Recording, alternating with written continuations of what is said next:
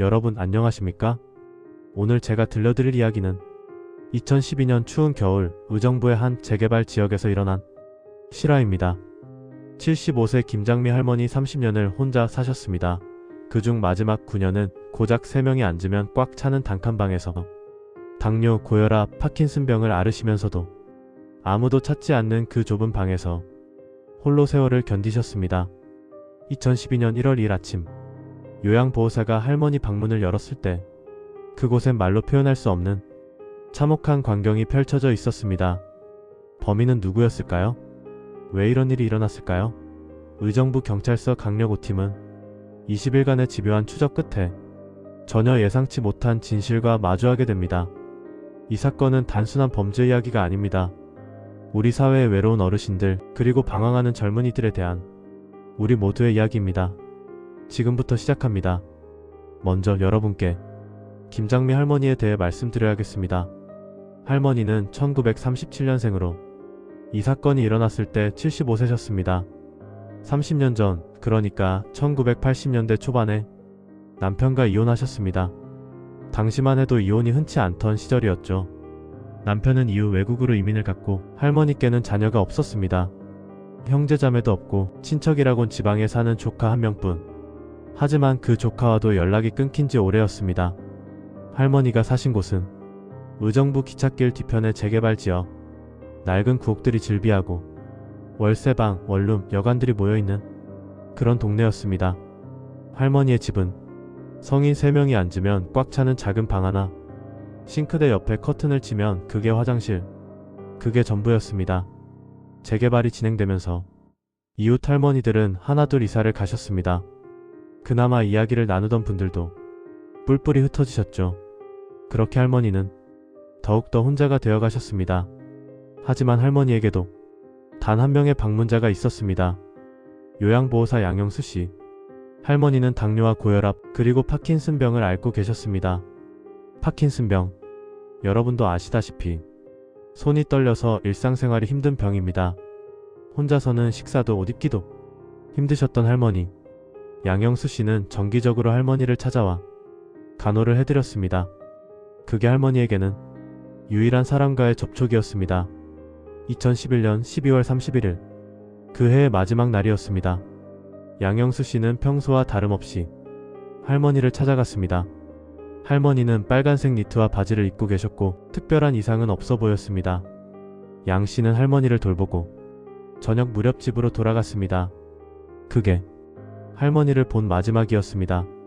그리고 이틀 후 2012년 새해 1월 2일 오전 10시, 양영수씨가 다시 할머니 댁을 방문했을 때 오른쪽. 그리고 이틀 후 2012년 새해 1월 2일 오전 10시, 양영수씨가 다시 할머니 댁을 방문했을 때 문을 열고 들어간 양씨는 그 자리에 얼어붙었습니다. 할머니가 방바닥에 쓰러져 계셨습니다. 할머니는 등을 대고 누워 계셨는데 자세가 매우 부자연스러웠습니다. 상반신은 요 위에, 하반신은 차가운 방바닥에 닿아 있었고 문을 열고 들어간 양씨는 그 자리에 얼어붙었습니다. 할머니가 방바닥에 쓰러져 계셨습니다. 오른쪽. 할머니는 등을 대고 누워 계셨는데 자세가 매우 부자연스러웠습니다. 오른쪽. 상반신은 요 위에, 하반신은 차가운 방바닥에 닿아 있었고 오른쪽 어깨는 천장을 향해 있었습니다. 하체는 옷이 벗겨진 채였습니다. 머리 부근에는 피가 고여 있었습니다. 양씨는 떨리는 손으로 즉시 경찰에 신고했습니다. 사람이 죽어 있어요. 곧 의정부 경찰서 강력팀과 과학수사대원들이 출동했습니다. 현장에 도착한 형사들이 본 것은 먼저 방 안에 TV가 켜져 있었습니다. 보일러도 작동 중이었죠. 방 우측에 있는 장식장이 유리가 깨져 있었습니다. 그 안에는 현금 34만 원이 그대로 들어 있었습니다. 형사들은 처음에 생각했습니다. 혹시 혼자 쓰러지신 건 아닐까? 화장실 가시려다 넘어지면서 장식장을 잡았는데 유리가 깨지고 그러면서 머리를 다치신 건 아닐까? 지병도 있으셨고 파킨슨병으로 손도 떨리셨으니까요. 문에는 부서진 흔적도 없었고 돈도 그대로 있었습니다. 하지만 경험 많은 형사들은 뭔가 석연치 않다는 느낌을 받았습니다. 일단 정밀 감식을 하자 과학수사대는 할머니를 병원 영안실로 모셨습니다. 그리고 깨끗이 닦아내고 세밀하게 살펴보기 시작했습니다. 그리고 드러난 진실은, 여러분, 이것은 단순한 사고가 아니었습니다. 할머니의 몸에는 말할 수 없는 폭력의 흔적이 가득했습니다. 할머니는 키 159cm에 몸무게 43kg, 매우 마른 체구셨습니다. 과학수사대원들이 머리부터 발끝까지 살펴본 결과 먼저 이마와 좌측 광대뼈에 피부가 벗겨진 흔적이 있었습니다. 무언가에 세게 부딪힌 것이죠. 우측 눈 밑에는 2.6cm나 찢어진 상처, 입술은 터져 있었고 입안을 확인하니 앞니가 부러져 있었습니다. 얼마나 세게 맞았으면 이빨이 부러질까요? 더 충격적인 것은 부러진 이빨이 박힌 입 안쪽 살이 움푹 파여 있었다는 겁니다. 과학수사대는 머리부터 발끝까지 뼈를 만져봤습니다. 골절이 있는지 확인하기 위해서죠. 그리고 발견했습니다. 갈비뼈가 여러 개 골절되어 있었습니다. 여러분, 75세 할머니의 갈비뼈를 부러뜨릴 정도로 때렸다는 겁니다. 하지만 더 끔찍한 사실이 있었습니다. 할머니의 오른쪽 유두에서 타액 반응이 나왔습니다. 침이 묻어 있었다는 뜻입니다. 그리고 지립구에는 긁힌 상처가 있었습니다. 이것은 성폭행을 시도한 흔적이었습니다. 정액 반응은 나오지 않았지만 분명히 성폭행을 시도했습니다. 과학수사대는 즉시 DNA 감정을 의뢰했습니다. 할머니 유두의 타액, 현장에서 발견된 남성용 팬티, 그리고 주방과 화장실 사이 커튼에서도 타액 반응이 나왔습니다. 검사 결과 모두 같은 사람의 것이었습니다. 그리고 현관 근처 벽에 묻은 피는 피해자의 혈액이었지만 혈액형이 B형으로 나왔습니다. 이것은 범인의 혈액형이 B형이라는 뜻이었습니다. 의정부 경찰서는 경기북부 이천 과학수사대와 함께 살인사건 수사본부를 꾸렸습니다. 범인을 반드시 찾는다. 하지만 이 수사는 형사들도 예상치 못한 난항을 겪게 됩니다. 형사들이 가장 먼저 한 일은 피해자 김장미 할머니의 인간관계를 파악하는 것이었습니다. 할머니를 찾아오는 사람이 있었나? 요양보호사 양영수 씨 외에는 아무도 없었습니다. 하지만 집주인 신 씨에게 물었을 때 한 가지 단서가 나왔습니다. 한 분이 가끔 오긴 했어요. 중절모를 쓰고 모자를 눌러 쓴 남자였는데 불심이 깊어서 항상 향을 들고 다녔어요. 이양섭이라고 73세 되는 어른이에요. 형사들은 즉시 이양섭 씨를 찾기 시작했습니다. 탐문 수사를 하던 중 불교용품 판매점에서 충격적인 증언을 들었습니다. 그 사람 손버릇이 안 좋아요. 작은 물건도 몰래 훔쳐가고 직원이 안 보면 슬쩍 챙겨요. 그리고 승질이 더러워요. 뭐라고 하면 버럭 화를 내요. 형사들은 확신했습니다. 이 사람이다. 이양섭 씨를 찾아 경찰서로 동행을 요청했을 때 그는 갑자기 형사들을 향해 주먹을 휘둘렀습니다.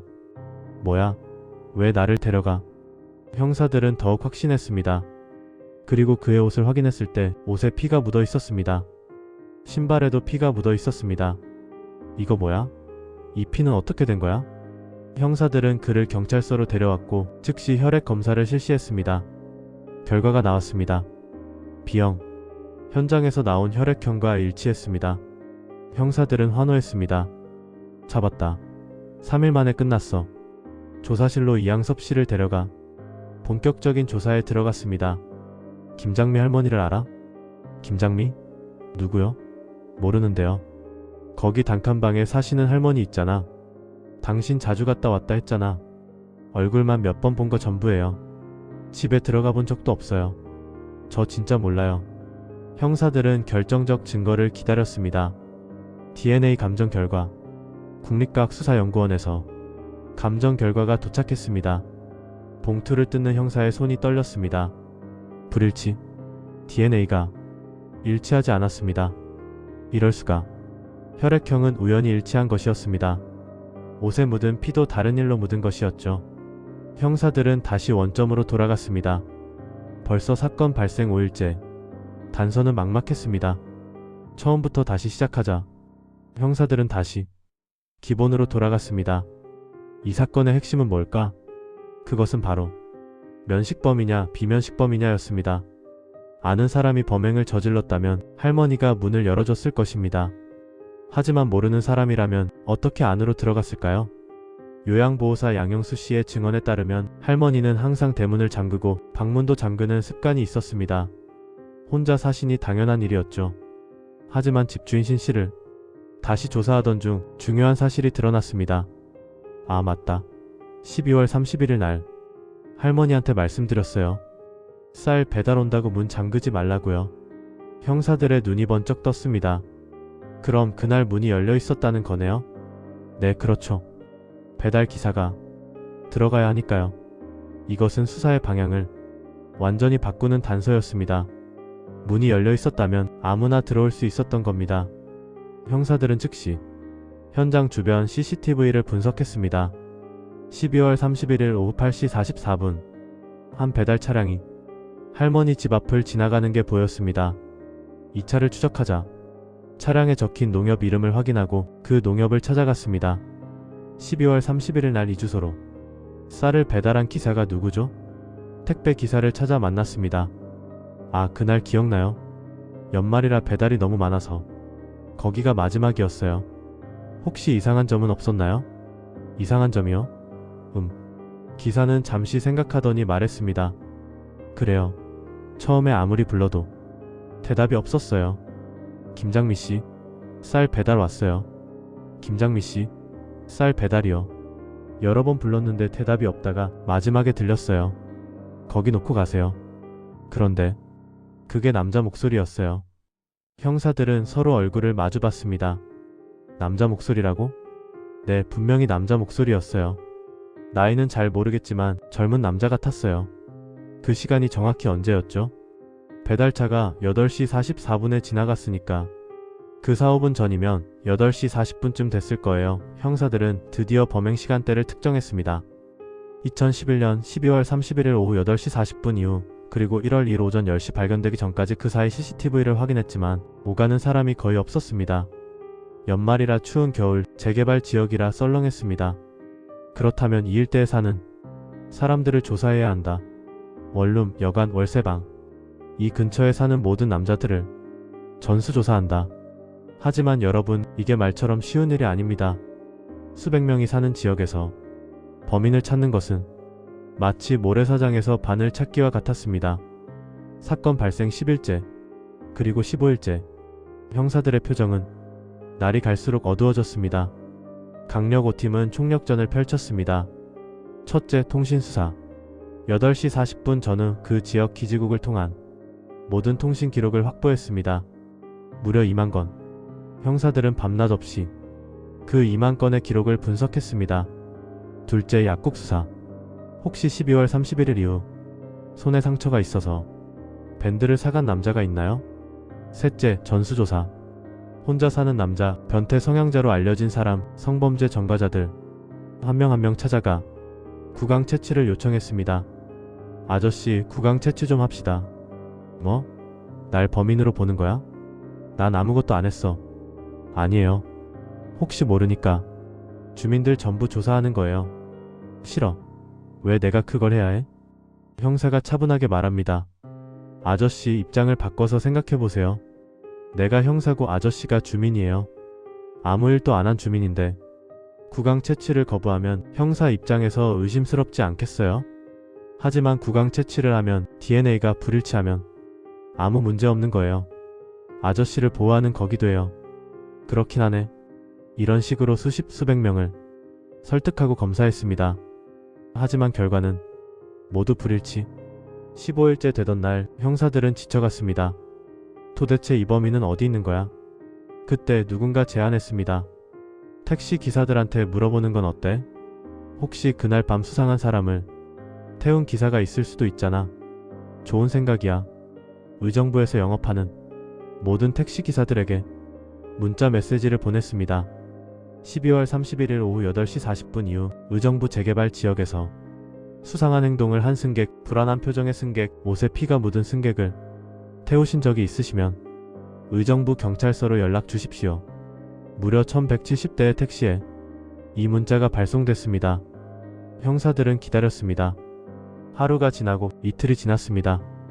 연락이 없었습니다. 역시 안 되는 건가? 그런데 사건 발생 16일째 되던 날 한 통의 전화가 걸려왔습니다. 여보세요, 의정부 경찰서입니까? 저 택시기사 황모인데요. 그날 밤 이상한 사람을 태웠어요. 형사들은 전화기를 움켜쥐었습니다. 택시기사 황씨의 목소리는 떨리고 있었습니다. 그날이 12월 31일 밤이었어요. 8시에서 9시 사이였던 것 같아요. 손님 한 명을 태웠는데 타자마자 느낌이 이상했어요. GS 편의점으로 가주세요. 근데 얼굴을 보니까 이마에 피딱지가 붙어 있더라고요. 옷에도 피가 묻어 있었어요. 계속 말씀해주세요. 그 사람이 굉장히 불안해 보였어요. 계속 뒤를 돌아보고 손을 떨고 있었어요. 편의점 근처에 도착했는데 지갑을 찾더니 없는 거예요.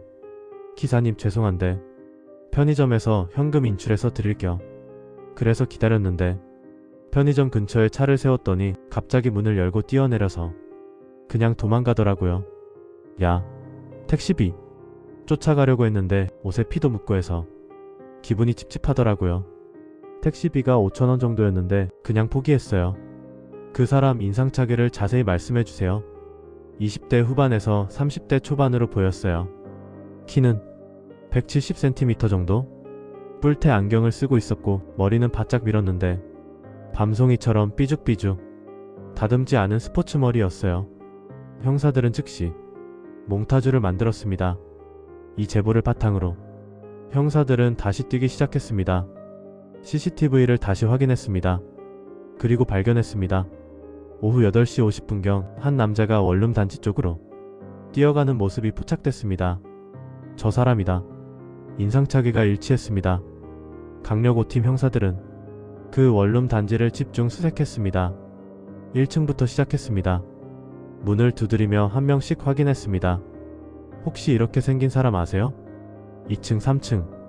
주민들에게 물어보고 또 물어봤습니다. 그리고 드디어 아, 그 사람이요? 302호에 사는 사람 아닌가요? 나일수라고. 형사들은 즉시 302호로 달려갔습니다. 나일수를 경찰서로 데려와 DNA 검사를 했습니다. 형사들은 기대에 부풀었습니다. 이번엔 틀림없어. 하지만 불일치. 나일수는 범인이 아니었습니다. 단지 외모가 비슷했을 뿐. 형사들은 다시 주저앉았습니다. 하지만 포기할 수 없었습니다. 다시 한 번 더 뒤진다. 같은 인상착의의 사람이 또 있을 수 있어. 사건 발생 18일째.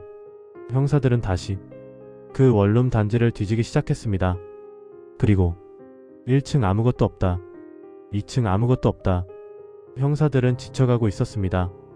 3층으로 올라갔습니다. 301호 문을 두드립니다. 경찰입니다. 301호. 문을 두드리려는 순간 한 형사의 눈에 뭔가가 들어왔습니다. 잠깐. 현관문 앞에 아주 미세하게 혈흔이 묻어 있었습니다. 이거 피 아니야? 다른 형사가 다가와 자세히 살펴봤습니다. 맞아. 피야. 혈흔이야. 누군가 피 묻은 손으로 문을 만진 흔적이었습니다. 형사들은 즉시 과학수사대에 전화했습니다. 혈흔 채취 좀 부탁합니다. 채취한 혈흔을 국립과학수사연구원에 보냈습니다. 그리고 기다렸습니다. 하루, 이틀, 사건 발생 19일째, 국과수에서 연락이 왔습니다. DNA 일치입니다. 형사들은 환호성을 질렀습니다. 잡았다. 드디어 잡았어. 20일간의 긴 추적, 수많은 시행착오, 2번의 오파. 하지만 포기하지 않은 끝에 드디어 범인을 찾아낸 것입니다. 301호. 이 방에 사는 사람은 누구인가? 건물주에게 확인했습니다. 최병태 29세 남성입니다. 제철소에서 일하는 사람이에요. 정가 기록을 확인했습니다. 정가는 단 하나. 향토의 비군 훈련 불참으로 인한 벌금형 하나뿐이었습니다. 이게 끝이야? 제철소에 확인 전화를 했습니다. 최병태요? 모범 직원이에요. 말도 잘 듣고 일도 열심히 하고 결혼 자금 모으려고 돈도 아꼈어요. 12월 30일 이후로 출근을 안 했는데 무슨 일 있나요? 형사들은 당황했습니다. 이런 모범적인 사람이 할머니를 살해했다고? 하지만 증거는 명확했습니다. 최병태의 휴대폰 위치를 추적했습니다. 포천, 의정부에서 멀지 않은 곳이었습니다. 2012년 1월 19일, 사건 발생 정확히 20일째 되는 날, 오후 3시 50분, 의정부 경찰서 강력 5팀은 포천의 한 여관에서 최병태를 발견했습니다. 경찰이다. 최병태 씨? 최병태는 도망가지도 저항하지도 않았습니다. 고개를 숙이며 죄송합니다. 죄송합니다. 형사들은 놀랐습니다. 보통 범인들은 변명을 하거나 아니라고 부인하거나 도망가려고 합니다. 하지만 최병태는 체포되자마자 사죄했습니다. 죄송합니다. 최병태를 경찰서로 데려왔습니다. 형사들은 조사를 시작하기 전 최병태를 유심히 관찰했습니다. 29세 청년, 키 170cm, 뿔테 안경, 바짝 민 머리, 겉모습만 보면 평범한 젊은이였습니다. 도대체 왜? 형사들은 그의 진술을 듣기 시작했습니다. 최병태는 담담하게 이야기하기 시작했습니다. 저는 평소에 술을 거의 안 마십니다. 돈이 아까워서요. 선배들이 술 먹자고 해도 딱 한두 잔만 마시고 집에 갔어요. 결혼 자금을 모아야 했거든요. PC방도 거의 안 가고 돈을 아껴 썼어요. 12월 31일 회사에서 송년회를 했어요. 그날은 모두가 들떠 있었어요. 분위기가 너무 좋았어요. 저도 모르게 계속 마시게 됐어요. 그리고 필름이 끊겼습니다. 다음에 기억나는 건 어둡고 추운 길을 걷고 있었어요. 얼마나 걸었는지 모르겠어요. 그냥 걷고 또 걸었어요. 그러다가 어느 집 대문이 열려있는 걸 봤어요. 왜 들어갔는지 지금도 모르겠어요. 그냥 들어갔어요. 안에 40대쯤 되는 아줌마가 계셨어요. 40대라고요? 피해자는 75세 할머니였는데요. 네, 저도 지금 알았어요. 그때는 완전히 취해서 40대로 보였어요. 그리고 제가 그분을 때렸어요. 왜 그랬는지, 무슨 이유였는지 기억이 안 납니다. 그냥 화가 났어요. 누구한테 화가 난 건지도 모르겠는데 그분한테 화를 풀었어요. 최병태는 고개를 더 숙였습니다. 그리고 올라탔어요. 그런데 그때 머리에서 피가 나는 걸 봤어요. 순간 정신이 번쩍 들었어요. 아, 내가 지금 뭐 하는 거지? 너무 놀라서 급하게 바지를 입고 도망쳤어요. 밖으로 나왔는데 어떻게 해야 할지 몰랐어요. 택시가 보여서 탔어요. GS 편의점으로 가주세요. 근데 지갑이 없더라고요. 현장에 두고 온 것 같았어요. 기사님한테 편의점에서 현금 인출해드릴게요 라고 했는데 무서워서 그냥 도망쳤어요. 집에 돌아와서 잤어요.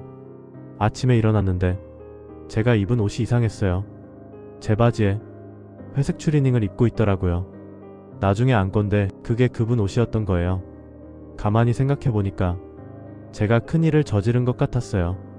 무서워서 원룸에서 나와 포천으로 도망갔어요. 매일매일 경찰이 잡으러 올까봐 무서웠어요. 조사실에 침묵이 흘렀습니다. 형사들은 복잡한 심정이었습니다. 형사들은 최병태의 신상을 조사했습니다. 그리고 알게 된 사실은 최병태는 평범한 가정에서 자랐습니다. 하지만 그가 군대에 있을 때 부모님이 이혼하셨습니다. 군복무 중에 부모님이 이혼하시면 휴가 때 어디로 가야 할까요? 집이 2개가 됐지만 그는 갈 곳이 없었습니다. 제대하고 돌아왔을 때 양쪽 부모님 모두 재혼을 하신 상태였습니다. 아버지는 새 가정이 있었고 어머니도 새 가정이 있었습니다. 최병태는 어디에도 속하지 못했습니다. 원룸 보증금은 대줄게. 알아서 잘 살아. 그게 전부였습니다. 최병태는 제철소에 취직해서 묵묵히 일했습니다. 선배들이 놀자고 해도 돈 아까워서 거절했습니다. 결혼 자금을 모으고 있었습니다. 언젠가 제 가정을 꾸리고 싶었어요. 최병태는 내성적인 성격이었습니다. 부모님께 싫어요, 힘들어요 한마디도 못하는 성격이었습니다. 그냥 참았습니다. 속으로 삭혔습니다. 저는 짐이 되고 싶지 않았어요. 부모님들도 각자 새 삶이 있으시니까 그렇게 쌓이고 쌓인 감정들이 12월 31일 밤 술에 취한 상태에서 폭발해버린 것입니다. 잘못된 곳에서 죄 없는 할머니에게 한 형사가 조사를 마치고 폭도로 나왔습니다. 그는 벽에 기대어 긴 한숨을 쉬었습니다. 이 사건은 뭐지? 다른 형사가 다가와 말했습니다. 범죄는 용서받을 수 없어. 하지만 이 친구도 피해자였어. 피해자? 부모의 무관심이라는 환경의 피해자. 물론 그렇다고 해서 할머니를 죽인 죄가 사라지는 건 아니지만 최병태가 구속되자 부모님께 통지가 갔습니다. 양쪽 부모 모두 경찰서로 왔습니다. 우리 아이가 절대 그럴 아이가 아니에요. 무슨 오해가 있는 거예요. 형사들은 DNA 검사 결과와 모든 증거를 보여줬습니다. 부모님들은 말문이 막혔습니다. 할 말이 없었습니다. 그제야 후회했지만 이미 늦었습니다. 한 형사가 조용히 말했습니다. 부모님들, 각자 새로운 삶을 사는 것은 부모님들의 권리입니다. 하지만 두 분 사이에서 태어난 자식은 끝까지 책임져야 하는 게 아닐까요? 원룸 보증금 대주는 게 부모 역할의 전부는 아니잖아요. 어머니가 울기 시작했습니다. 제가 잘못했어요. 자주 찾아갔어야 하는 건데, 전화라도 자주 했어야 하는 건데, 하지만 이미 돌이킬 수 없었습니다. 이 사건에는 두 명의 피해자가 있습니다. 김장미 할머니, 30년을 혼자 사셨습니다.